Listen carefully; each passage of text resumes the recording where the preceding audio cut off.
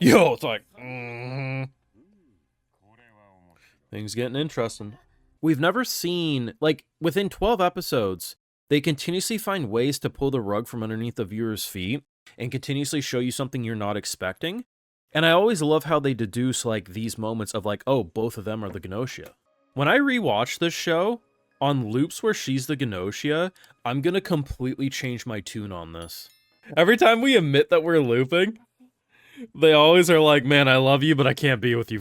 This shit. This is heartbreaking. Get ready to cry, huh? Easily the most fascinating loop just because of how Jina was able to betray the Gnosia code, but at the same time not directly. Jesus! If you got this far in the video, make sure you drop a like, show your support, subscribe if you're new around here, and you know what Patreon is, where you're going to catch my full live reactions to all this Gnosia greatness, including like stuff like last week's episode. We don't always do the show on the channel, so all my thoughts live over on Patreon, but holy hell, man. The best part about this show is something that I've been basically saying, I don't know the exact episode number, but like episode 3.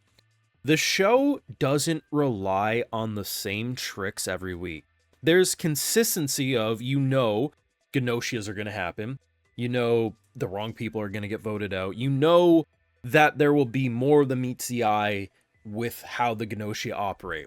But whether it's unexpected meteor asteroid strikes because your magnetic field's down, a psycho killer going on the loose, there's a lot of unexpected ways loops can end. But even then, the backstories and the characterizations of who becomes Gnosia, such as in this episode, Jina, who, man, I still find it hilarious that she is consistently one of the most, like, half the time she's a goddamn Gnosia. It's just very funny to me. But now it breaks my heart, because she might be one of the most tragic characters to become one, and her desire to refuse to lie, and how we do know that when you become a Gnosia, you still stay true to yourself, but there are things that have to happen, like you have to eliminate people once a night. And the fact that as she is a Gnosia longer and longer in these loops, the more she's okay with lying, and that just breaks her heart. The self-sacrifice. Because I think deep in their core, they have to stay true. There are times where, in this episode, Jina does admit to Yuri, I am a Gnosia. There is, what's his name? Sha Ming. When he's a Gnosia, he often will admit to one or two characters, Yuri and Setsu, stuff like that. But they never directly go in front of the crowd and say, I am a Gnosia.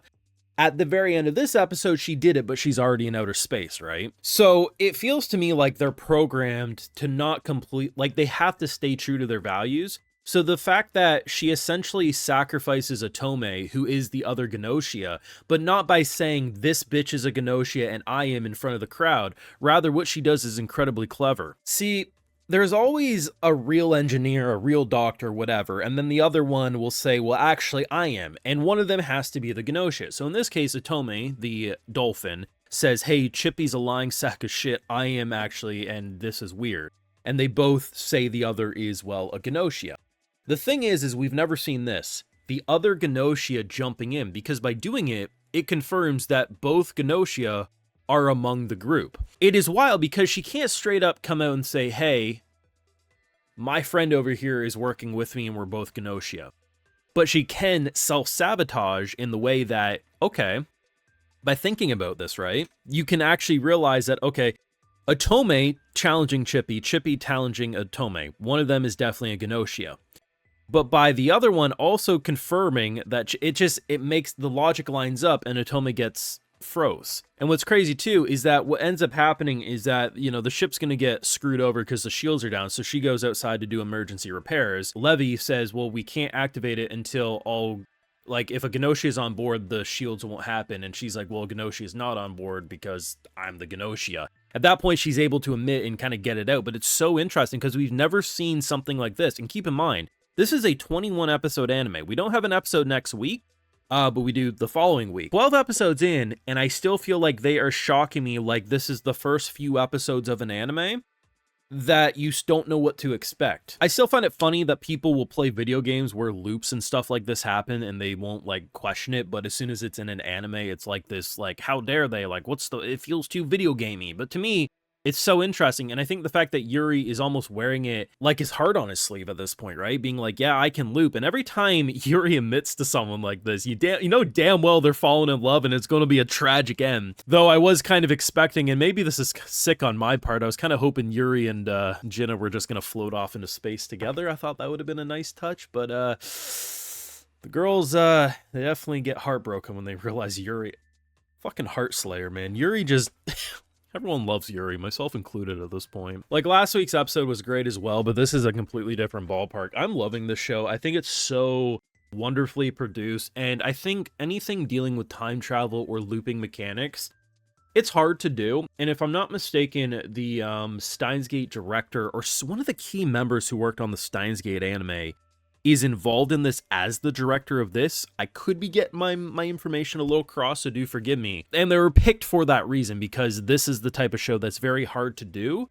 And honestly, I doubt there's many directors who would be able to nail this as an anime. It would be very easy to make it feel too much like a game and not like an anime. And the stuff that does feel like a game mechanic, I don't think distracts, but honestly, they've made it work so well, better than you normally would see for a show like this. The emotions are amazing. The consistency in the characters, and how even when they're Gnosia, it's just, I'm starting to pick up things more and more, not as well as Yuri, of course, but boy, man, like, I think one of the most underrated moments actually happens right at the beginning. So Jina gets basically tasked at, like, waking up Yuri, and she's, like, super nervous to do so, and Yuri immediately is like, yeah, I already know all this shit. Basically skips the cutscene, because he's done it a million times, and he's like, yeah, of course, memory implants, that's how I know everything. But just get to the stuff that's new. Fuck all the old stuff. I think it's just such a quick blink and miss a moment, but it's actually a really good highlight, even in a very emotional episode. Like, did I cry over this? No. But it is a tearjerker. And it makes you feel like there's never going to be a happy ending. Maybe episode 21. Episode 21 probably will be, the thing's full, Yuri can no longer loop, gotta nail it. Will they? I don't know. But even if they do a successful loop, 2 people will be a Gnosia, or 3, depending on how many are there, and that means that they go into cold sleep. Unless that also will be removed, I don't know, but it does feel like there is no happy endings for this, and that is mad depressing.